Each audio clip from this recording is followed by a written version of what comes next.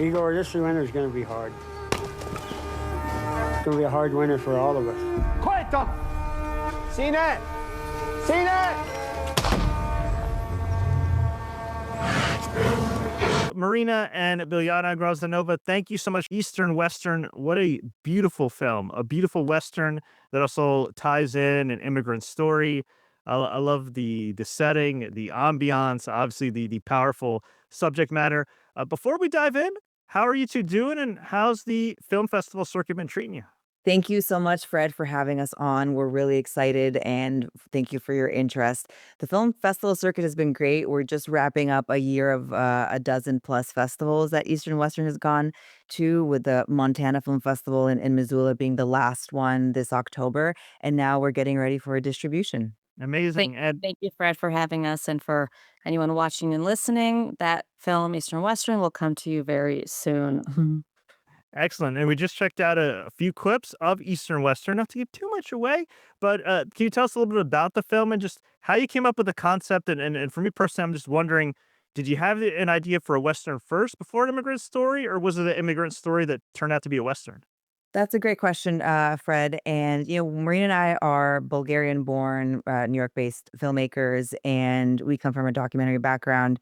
And when embarking on our first narrative feature, which Eastern Western is, we knew we wanted to tell an immigrant story, a coming to America story. And it started off as that vision, but very quickly we knew that the Western genre was going to be the perfect playground for all of the themes and elements that we wanted to get across. So I would say simultaneously, immigrant story and Western genre. Yeah, we were talking about this recently, and we knew that our main character would be Igor, a longtime collaborator of ours who is an immigrant from Bosnia. And so the fact that he was our main character right from the start, that intrinsically makes it an immigrant story first, right? And then, of course, this kind of desire to go out into the landscape of the West, and we chose Montana, therefore made it a Western. So, yeah, very intrinsically, those two things are connected. And it makes sense for the history of America. Many immigrants were coming into the United States at that time, especially from Eastern Europe. And so, kind of all fit together. And when it comes to the animals, 'cause this is a beautiful film, and one of the beautiful aspects of the film is the nature, is the wildlife. How was I don't know if casting process is the right word, but being able to track down bears and these horses, and getting them to comply with the shots? Absolutely. Our film, as much as Montana is a character, the animals very much are a character as well, especially the horses. And we worked with Duncan Vizane, who is a Montana-based horse rancher and film wrangler, and he supplied all of the horses and all of the wagons on the film. And as well as his family there, his that's his real life wife, his real, 2 daughters, so we worked with him, real families, and obviously everything they could bring to on screen, in his case being the horses. And then we do have, quite a few other animals that appear throughout the story, not to give too much away either, but in Montana, where there's a will, there's a way, and you can even find a bear if that's what you're looking for. Was Montana your first choice, or did you kind of have to go through all 50 states to really see like where this would be a perfect setting for a Western? Well, Montana was, excuse me, definitely our first choice. It kind of all happened very serendipitously. Biljana was working on another film there at that time, and that's how she met Duncan Bazane as a horse wrangler. And so when we put the pieces together of having this resource already available to us, Duncan was there, and Biljana was familiar with the landscape. And then we had our lead character, Igor, who was based in Chicago, and we pretty much put the pieces together really quickly. So we flew Igor out to Montana, and we developed the story there, let's say. And of course, we can't forget to say that Montana has an incredible film program, grant program that's Mhm. statewide, that funded us retroactively for a large portion of the budget. The Montana community really, they opened up, their arms and embraced us, and we worked with a lot of, local locations. Obviously, the park services were necessary for some of the historic locations that we filmed in, and, yeah, it was really, really spectacular, and I would say it was our first choice. For You can't make a Western in New York City, not with our budget. That is true. We were talking off the air about how you two lived in Western Canada at one point, in Vancouver and in Calgary, where some of my family's from. And being in Calgary, it is a bit of a city life, but it's also a lot of nature as well. And it kind of got you really in touch with the outdoors and the Rocky Mountains and everything. So is that something you always had in mind to do an immigrant story with nature surrounding it, and the nature kind of being also the other main character? Yeah, so we grew up for a large portion of our childhood in Calgary, Alberta, which borders Montana, right above the border, and it's very nostalgic to us, the Rocky Mountains, the American West, and I think that the mystique and the myths behind the American West and how it was built is something that we've always grown up with. I mean, we grew up with '90s westerns and all that. So, um, wh- I I The the question about the rural and the landscape. Yes, the last yes. So you're making your first film, they say choose one location, maybe one room, one living room, go for it. We wanted to do something on the contrary. We wanted to really go out into the wild outdoors, and we knew that that beauty was going to translate onto the screen very easily. So that was always something that we wanted to do is tell this story in the wild wild west because it inevitably made our film so much more beautiful. And as far as the casting process, you mentioned Igor, but as far as the rest of the cast, did you kind of source actors locally, from Montana, from the West, or is you bringing actors over from here in New York? Absolutely. No. Oh, yeah. Igor, as I said, is Chicago based. So he was kind of our first cast, so to speak, that we knew we wanted to put in the film. And then Duncan Vizane, that was a horse rancher in a previous production that you met. We saw his potential. We saw how open he was. His family is an incredible just group of local Montanans. And we thought, why not cast Duncan as our second lead? Because he offered us so much in terms of being able to work with the horses and just bringing that naturalism of an authentic horse rancher, and so we thought, who else to cast but him? And so he brought in his family because, you have to paint the authentic lifestyle of the time, and that time kind of still exists today with these people who do the activities that have been done over the last, decades and centuries. And Duncan was a facilitator and also bringing in his, um cowboys and other members of his community, and Mhm. so he was a great resource in facilitating that casting, and we did cast, one, let's say, professional or working actor from Montana, who's in the film. Mhm. Let's go back then, because Eastern Western, great, making its rounds, critically acclaimed for good reason. Of course, you two also have standout careers as documentarians, but before all that, the journey had to start somewhere. So, what led you two from Bulgaria to Western Canada, all around the world, to settling in New York City and saying, you know what, we're going to try our hand in filmmaking? We, as Marina mentioned, left Bulgaria in the early '90s when our parents wanted to find a better place to raise their daughters. And that led to a series of life decisions that took us from Australia to Canada to eventually the States. We both went to the University of Chicago, then moved down to New Orleans for when Hollywood South was a big boom there in the 2010s, and eventually made our way up to New York City right before COVID hit. And as little girls growing up around the world, we always had our father with a home video camera in hand, capturing this journey. And I think that approach to capturing moments, capturing the ephemeral, um, is what led us to wanting to start in documentary films. We both studied film in college, and then we are also, I mean, we're hungry for the narrative feature world, so we wanted to embark on this a very much documentary informed fictional project. So that's the long story short. And the short version of that is we just want to live on the road perpetually, and therefore movie making is what allows us to do that. That's great, and you definitely meet new people, see all new sights, which is great. But of course, there are challenges when it comes to filmmaking, especially independent filmmaking. So, how has been the process for you getting your distribution, not just with film festivals, but with of course, the upcoming theatrical releases, and then just in general, getting funding and just getting the whole concept together?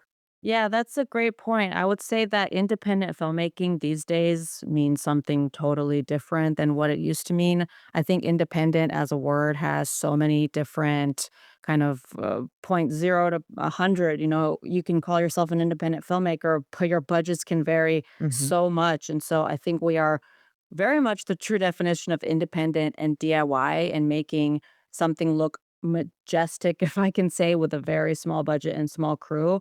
So, challenging to say the least, you know, budget and funds, obviously, but we kind of go about it in terms of in this film, you know, we had a little bit of money saved up and we just kind of went for it, gather the crew that we kind of work with, core crew, people that we trust, and then you know that you're not going to let you know, the project down and the team. So, and then the funding and the grants come after the fact and along the way, and so the production side of it challenging, of course, but we saw it through, and then film festivals and distribution, Billy. We don't necessarily recommend this method, kids, but if you can get through production, go for it, and then you'll figure out post-production funds later. I mean, to Marina's point, if an indie filmmaker like Kristen Stewart is, it's hard for her to get her film out the door. Needless to say, it's going to be hard for us who nobody knows who the heck we are. But, we're all kind of in the same independent boat, and you have to have the spirit of, I'm going to make it no matter what. I'm going to get my film made no matter what in order to try and triumph because it is really difficult for funding, and then finding your circle of trust. That's the most important asset that I think we have as co-directors, co-producers, our cinematographer, co-producers. We're a very tight knit, small team, and we have this little circle that we know we're gonna a collective, if I can say that we know we're gonna move forward with whatever project we throw at ourselves. And distribution. Sorry, just and then the distribution aspect, it is also very hard to not have a film with, a known face or a celebrity to get noticed, so you really have to figure out your angle of how you're gonna market it, and it took us a while to find distribution, and we knew that we didn't wanna go straight to, streaming, which love streaming, love all the accessibility that it's created, but we knew we wanted to get the film in at least some theaters nationwide because we feel it deserves to be seen on the big screen. Maybe purist of us to say, but movies are made for the theaters, and go support your local theater and your local indie filmmakers. You mentioned the challenges of distribution, right? We've seen, you mentioned Kristen Stewart had trouble getting her film picked up, but she's Kristen Stewart. On one hand, there is that barrier of entry. On the other hand, there are more platforms out there, just obviously varying in size. So, as two folks who have been in this game for a little while now, do you feel like it is overall a little bit easier to get your film out there? Just maybe not the way you want it to, or is it about the same as it was when you first broke into the industry? Honestly, yeah, that's a good point. Say, because there are so many platforms and ways to, let's say, distribute digitally, right? That would be kind of the first train of thought for someone who's independent. They want to get it out there, distribute it digitally, whatever platform kind of takes it, or no one's getting minimum guarantees anymore. No one's getting paid to put their film out there. So you're kind of at the mercy of what happens when you put it out there. I'm not gonna say that it's better now than when we started out because we weren't distributing films in this way when we started out.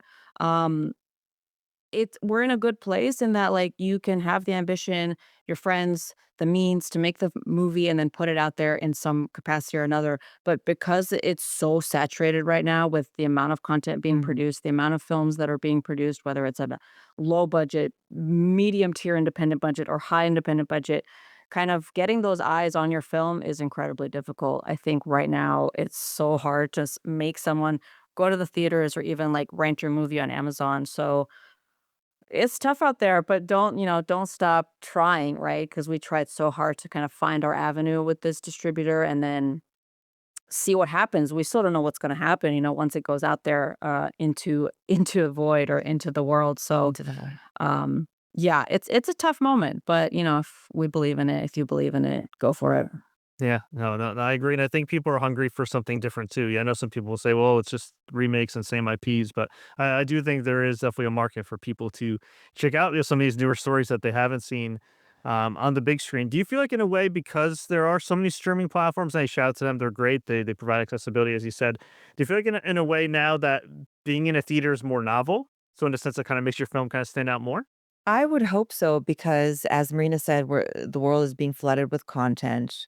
I suppose there's a need for content, and it's hard to get highlighted and find and have someone believe in the reasons why they should highlight you. So I think getting to the theaters, even if your reach is going to be much smaller than your reach during your streaming period, I think it's a special moment because I mean, there's nothing like a Coke and a popcorn and the big screen. So it is novel. I will say it is having almost there's almost a like a renaissance. It's what Sean Baker said at the Oscars last year, "Go support your indie theater," because there has been a lull of movie going, and I mean, there are giant blockbusters that are tanking, so we're in the strange in between. So if we can fill those smaller theaters with more original content, that's we should push that as a new way for of viewing viewership. And even we're making the mistake of calling films content, which they're not, right? They're like completely art, right? Yeah. Artistic endeavors. Films, cinema is not content, but But to yeah. put it all in one bucket, it's like what we consume. So yeah. For sure. And your company was El Jinete Films, oh, hey, net this. kind of translated El Jinete Films. El Jinete, we founded the company or the concept of the company during our time in Spain. I did my undergraduate in Madrid. I lived for 7 years in Madrid, Spain. Marina was in and out, and we had a lot of travels exploring the Iberian Peninsula. And our first short documentary was in northern Spain about a Celtic music festival started during the post-Franco era. So it was very musicologically focused film that started our career in documentary filmmaking. And then on our travels, we thought, El Jinete, it's the spirit of the traveler, the jockey, the journeyman, the journeywoman, journey person, and we thought it embodied our spirit very well. Well, Eastern Western, of course, making its rounds on the film festival circuit and soon to have a theatrical release. Before we let you two go, we always like to ask all our guests some random and rapid fire questions just to get to know them better. Are y'all ready? We're ready. All right. Favorite late night snack or cheat meal? Truffle popcorn. Oh my God. What is my Gmail? Sure. Sure. Popcorn. Okay. Hey, there you go. Yeah, it fits the movie theme. So there you go. Favorite animal you got to work with on Eastern Western?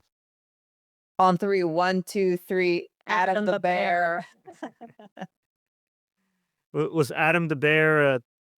Was he easy to work with, or was he, a little difficult? Is he trained? Tell us about. Yes, we love Adam. Adam's very, special in our hearts. And yeah, he was very trained, easy to work with. And um, we can talk all day about Adam. So anyone who wants to know can reach out. All time favorite filmmaker. I would have to say I grew up with Dances with Wolves. That's the first film I saw. So Kevin Costner. I guess I would say Jean-Luc Godard. Nice. Now you two have done a lot of work outside of course, your first narrative feature. Is there anything on your IMDb or maybe not listed on there that you'd like to shout out that you'd love for people to check out? Well, so Igor was the protagonist of our first feature-length documentary, The Last Kamikazes of Heavy Metal, that follows his band across America. We shot it together over 10 years ago, and we had a very DIY release. It's not currently distributed anywhere, so we're hoping to retroactively give that film a larger life than it had. So look out for a heavy metal music doc if that's what you're into. Favorite spot in New York could be a restaurant, a landmark, anything. Hole in the wall. I like Hunter's Point. It's a nice area to look out into Manhattan and kind of just sit and chill. I'm gonna shout out our neighborhood bar, the Cozy Royale. Great $10 martinis happy hour. I just gave the secret away to the entire world, but the Cozy Royale in Brooklyn. What's your most awkward moment in the filming of Eastern Western? Could be something crazy, wild at the time that makes for a good story now.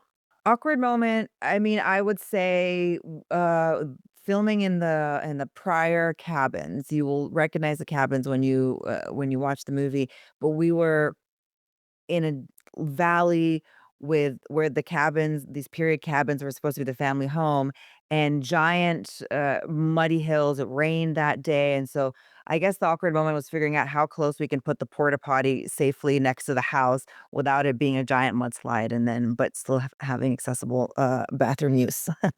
Favorite spot in Montana then, since you did spend some time there? There's so many beautiful locations in Montana. Gosh. Livingston is a beautiful small city. It has like cute restaurants, cute coffee shops, cute theater. So yeah, Livingston. I would say Uh, love Bozeman as well. I mean, mainstream Bozeman. what's your best piece of advice for aspiring filmmakers? I would reiterate what I said earlier. If you don't wait for the film $1 million to drop, that's really hard for that to happen. If you know that you can successfully get through production, go for it.